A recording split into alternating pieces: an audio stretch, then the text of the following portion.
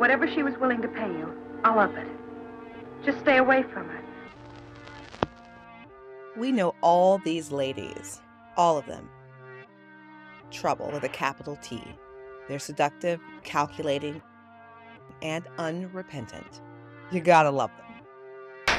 The Kitties, Coras, the Elsas, Ellens, Vitas, and Veras.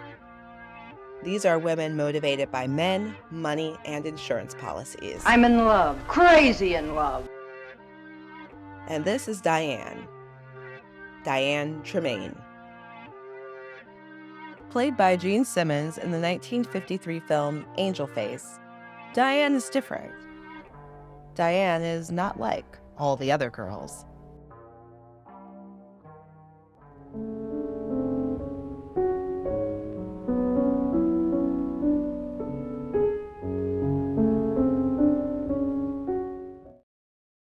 Directed by Otto Preminger and co-starring Robert Mitchum, Herbert Marshall, and Barbara O'Neill, Angel Face is the story of a troubled young woman with an obsessive love for her father and a burning hatred for her stepmother.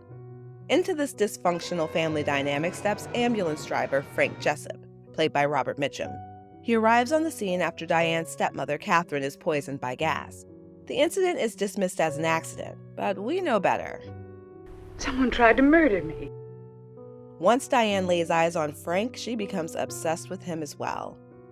Frank, who has a perfectly nice, stable, and fine-looking girl, Mary, played by Mona Freeman, waiting for him after work, can't help but be tempted by Diane. Well, hello.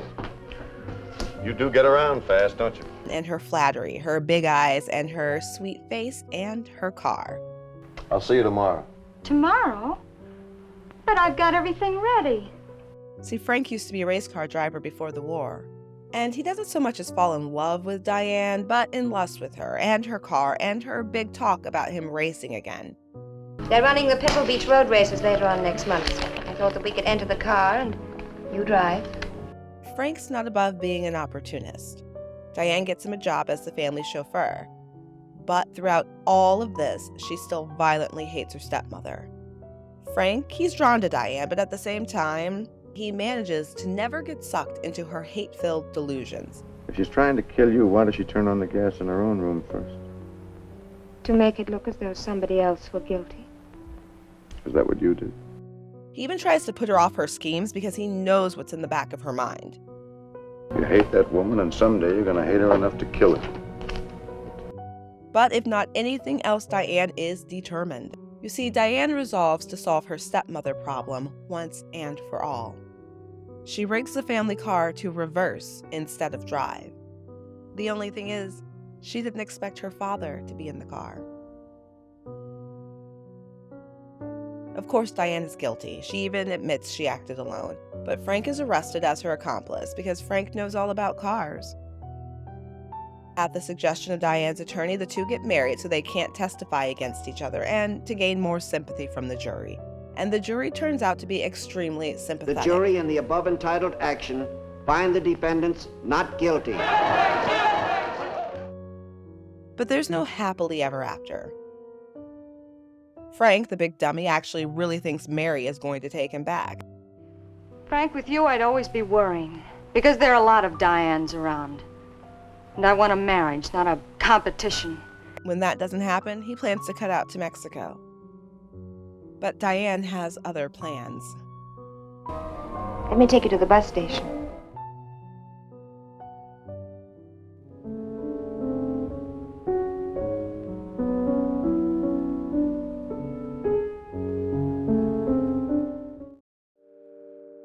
Diane is such an interesting iteration of a femme fatale.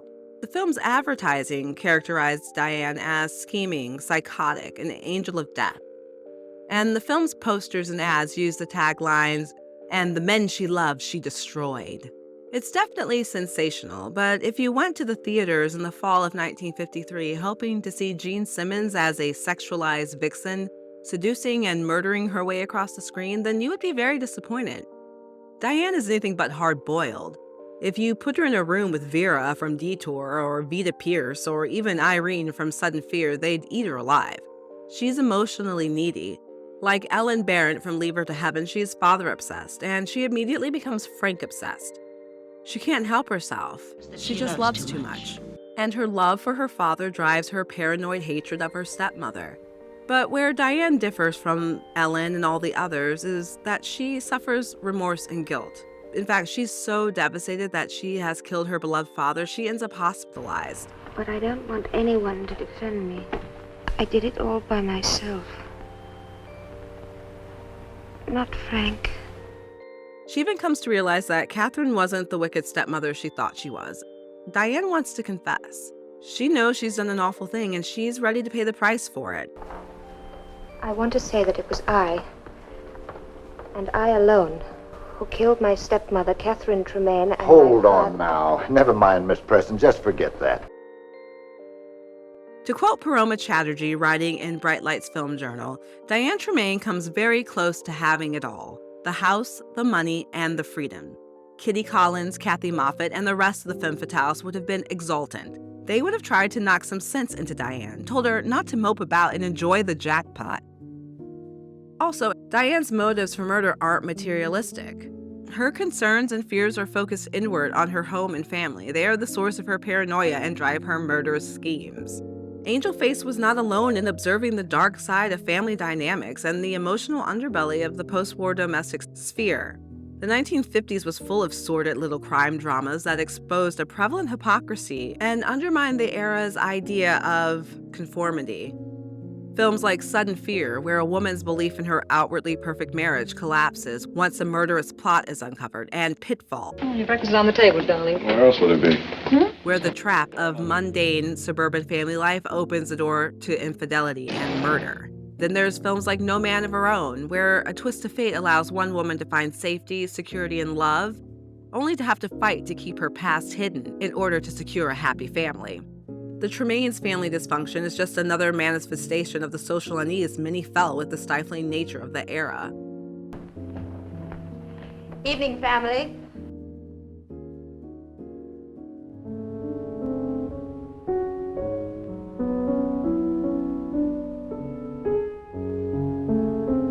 Gene Simmons is an interesting study in a career that was really never able to flourish under the studio system. She first garnered attention at the age of 15 when she played Estella in David Lean's Great Expectations. Why don't you cry again, you little wretch? She'd been cast to acclaim in some of the country's most prestigious post-war films, including Powell and Pressburger's Black Narcissus and Laurence Olivier's Hamlet. While Simmons was gracing the screen in Britain, in Hollywood, Howard Hughes saw her picture, and he developed a, shall we say, fixation on Jean. Similar to the destructive fixations he would have on Jane Greer, which essentially killed Greer's career in its prime.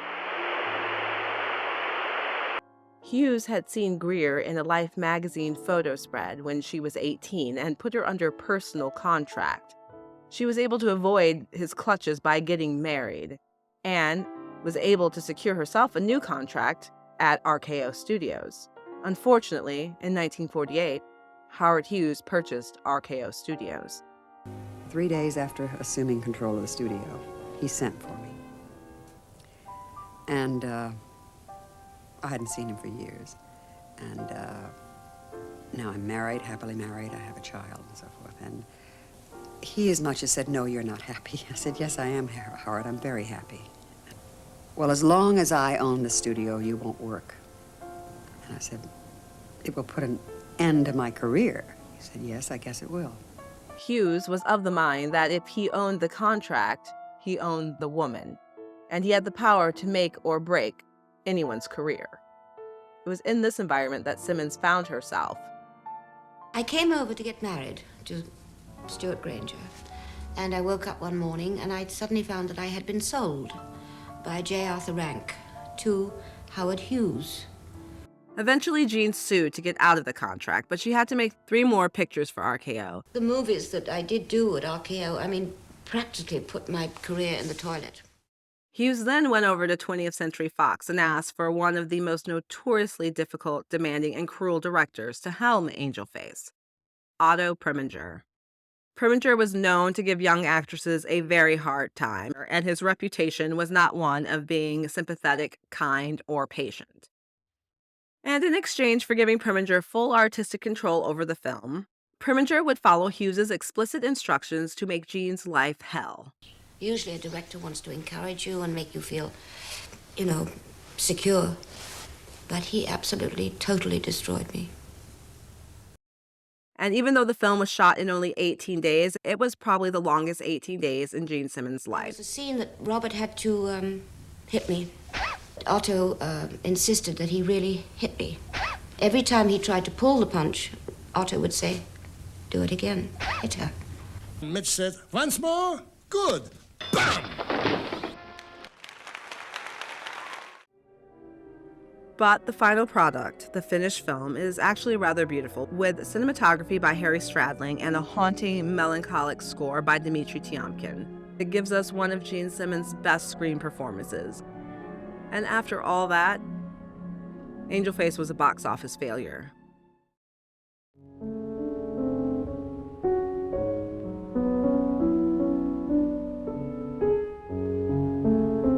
So, about that ride. Let me take you to the bus station. I've already called a taxi. Just this one last chance. Frank takes that ride from Diane to the bus station. And he makes his last bad decision.